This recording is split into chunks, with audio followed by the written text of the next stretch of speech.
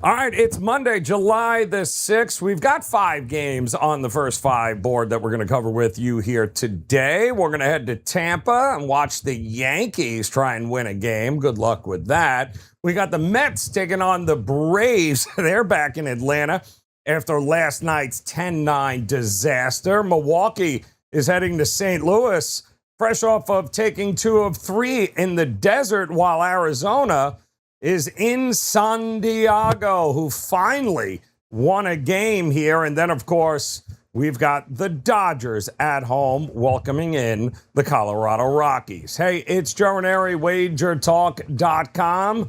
Let's dive in to the Yankees at the Rays. And listen, nobody can use the All-Star break better than the Yankees can right now. They have been the single worst lineup in baseball. Right-handed pitching, left-handed pitching, underhand pitching. It's been a train wreck over the last couple of weeks. And yet the market opened this up in the first 5 basically even. You've got Tampa sending Griffin Jax to the mound. The Yankees, well, they got Cam Schlittler. And Schlittler's ERA is sitting at around 2.08, and that makes him look a little bit better than what he's actually been, because the underlying numbers say he's much more of a low 3s ERA arm. Still good, but not untouchable. He's missing bats, which is great. He barely walks anyone, also great. But his last start was rough. 4 innings, 6 earned against Detroit. And meanwhile, Griffin Jax is sitting there at 3.45 on the ERA scale. And boy, that doesn't tell us the whole story, because the underlying numbers tell us he pitches more like a mid-5s guy.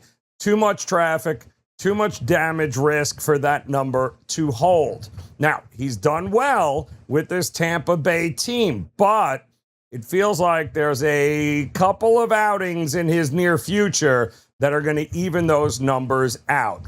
The Yankees lineup is the biggest problem in this game, because over the last couple of weeks against, again, righties, lefties, underhand, they have been dead last in Major League Baseball. They're averaging just 3 runs a game over the last week. I mean, awful. In Tampa, well, they're the opposite. They're a top 6 team right now against righties over the same couple of weeks. They're averaging 5 runs a game, and it's the bats that are doing the damage. That is a real lineup who loves playing at the Trop. Again, this was just about a pick-em price when it opened. And yes, the Yankees' offense is broken. Tampa's isn't. And Schlittler's 2.08 ERA is a little bit shinier than his actual profile. I'll take Tampa through the first 5, but believe it or not, I'm a glutton for punishment. I do think the Yankees in the full game is probably the way it's going to end. All right, game number 2. Let's talk about the Mets, another train wreck in New York, taking on the Atlanta Braves. The Braves have won 2 out of 3 in this series, and they're coming off a 10-9 loss where nobody could get anybody out yesterday. And now Atlanta opened up as a first 5 favorite around -120. The Mets are sending Freddie Peralta to the mound. The Braves are countering with Reynaldo Lopez. Now, Lopez, 3.31 ERA, makes him look better than he is, though, because the underlying numbers say he's more of a mid-4s pitcher. He did hold St. Louis to just an earned run last time out, but that lineup has been struggling for the Cardinals. So I wouldn't treat that start like it's a trend. Peralta, his ERA, 4.81, and that's selling him a little bit short. Had a couple of rough outings over the last month, but the underlying numbers say he's much more of a low 4s ERA than anything else. He's still missing a ton of bats at a real rate. Atlanta, offensively, well, the scoring recently has been pretty good, nearly 7 runs a game over the last week. But against right-handed pitching over the last couple of weeks, this lineup has been below average, sitting 20th out of 30 teams. And that is the part that matters to me tonight, because the Mets have been more middle of the road against righties offensively. They just figure out ways to lose games. But can we trust this Mets offense to play from in front? The first 5 opened up. Again, Braves -120, Mets about -105. it's kind of still sitting in that price range. Peralta is the better arm, though, and I think the numbers show that. Even though Lopez is off a clean start, I like the Mets to get it done at basically even money here, only in the first 5. And we got a couple of other games I want to get to here, but I do want to ask you, if you like what you're seeing here, guys, do us a favor, smash that like button, hit the subscribe button, become part of the WagerTalk TV family. Certainly appreciate you guys hanging with us here. And drop me a comment below. I want to know what your favorite first 5 play of the day is, because we're going to head to St. Louis. Brewers taking on the Cards, a little National League Central action, and we've got Dusty May going for the Cardinals here tonight. And listen, Dusty couldn't get through the first inning his last time out. 5 earned, 34 pitches, gone before the second inning. And yet St. Louis still opened as a small first 5 favorite. Now, the Brewers are sending Shane Drohan to the mound, and I love this young arm. He's been real good. A lot of swing and miss potential here, and you got to appreciate it. 3.12 ERA, and that's pretty honest because the underlying numbers are backing him up. He's a solid lefty arm. Ton of swing and miss there. No big giant red flags in the profile. He only threw 78 pitches last time out, but for a first 5 look, I can absolutely live with that. Listen, May, his ERA, 4.80, and the season-long numbers tell us he's actually been a little bit better than that, closer to a high 3s ERA arm. But the last outing matters here. Again, 2/3 of an inning, 5 earned, only 34 pitches. If I'm paying even a small favorite price, I need a little more trust than that. Milwaukee has been steady against right-handed pitching over the last couple of weeks. Mitchell, Chourio, Terang, all swinging it well now. St. Louis, though, picked it up over the last week, scored nearly 7 runs a game. But against lefties, yeah, they're kind of in the middle of the road. That's not enough for me to pay for Dusty May after that last start. Brewers opened up as a slight dog here. We're pretty much right around the same price point here, basically a pick 'em. But I'd rather be with the arm and the team that I can say I trust here, and that is the Brewers in the first 5. Let's take a look at the Diamondbacks now against the Padres. Walker Buehler. Boy, oh boy, he's taking them out for the Padres. Boy, did he get lit up for 9 earned in his last start. That was ugly. But that was at Wrigley with hurricane force winds blowing straight out to center field. And everybody who pitched in that series looked ugly. And who are we kidding here? I mean, right now you've got to consider the fact that the San Diego Padres finally broke a long losing streak last night with a little Sunday night baseball win against the Dodgers. And Arizona, well, they're sending Brendan Pfaadt to the mound to take on Walker Buehler. Now, Pfaadt had a little vacation in the minors. He came back last week and didn't look terrible. But we know that his ERA is 5.40, and the underlying numbers say, well, mid-4s to low-5s. But he's only made 4 starts this season. So we know that he had to go to the minors, work on some things, came back, looked good, 5 1/3 innings, 1 earned. But that was against the Giants lineup that, who are we kidding, can't hit water if they fell out of a boat.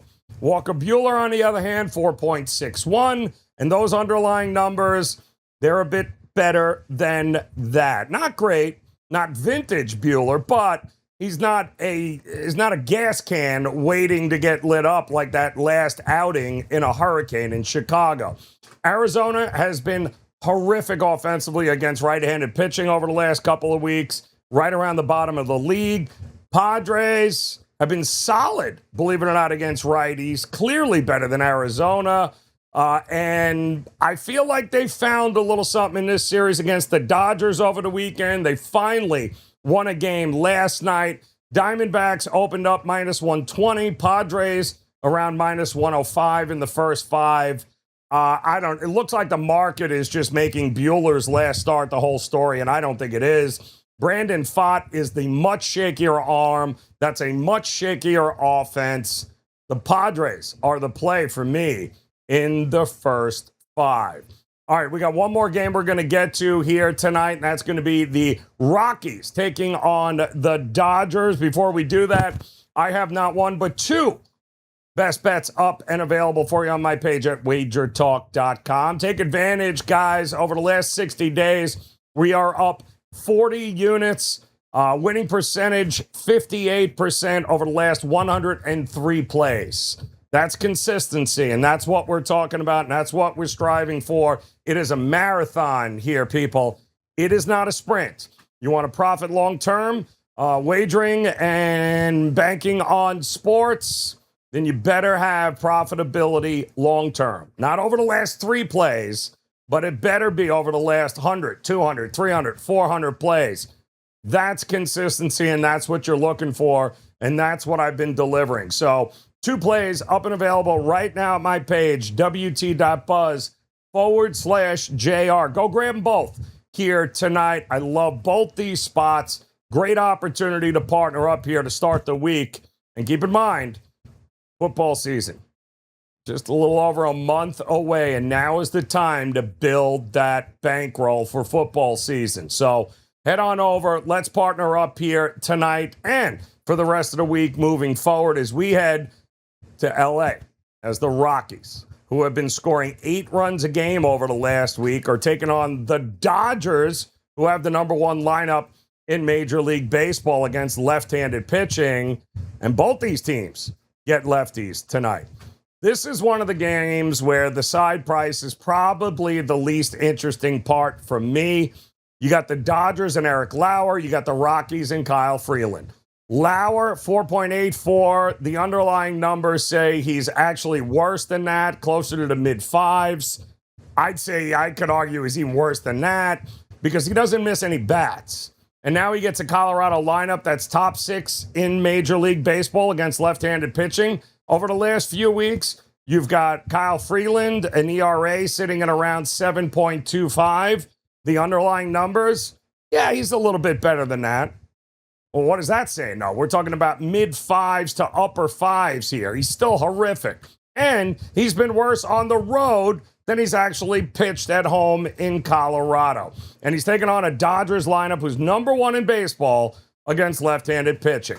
It's about as rough as it gets. Now, the Dodgers opened up almost a $2 favorite in the first 5. I'm not laying that kind of chalk ever. You guys know that. But that first 5 total opened up at 5.5. And I'm sorry, nothing about these 2 starting pitchers leads me to believe, rather, that we're not getting anything except runs here. And I think that's exactly what's going to happen. So the over 5.5 in the first 5 for me.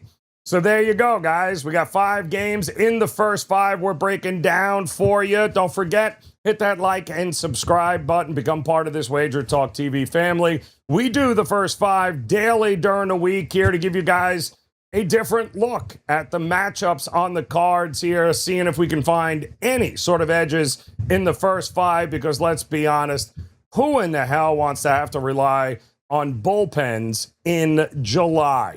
Appreciate the time. Go grab both of my top plays here tonight. You can get them both for just $29 over at WagerTalk.com. Normally $50, so get them for $29, guys. WT.buzz/JR. And make plans to come back and see me again tomorrow for another edition of Wager Talk's First 5. Good luck. Enjoy the games. We'll see you again tomorrow.